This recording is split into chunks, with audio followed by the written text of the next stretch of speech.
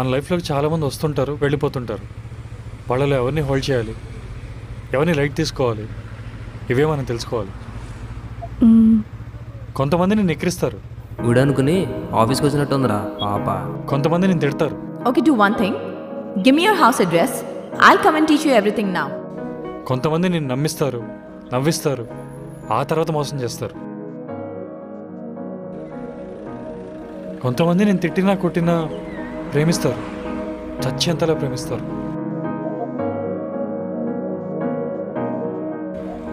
ఇలా చాలామంది వస్తుంటారు, పోతుంటారు.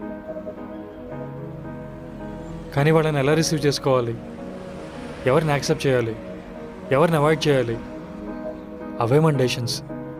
Decisions changes life.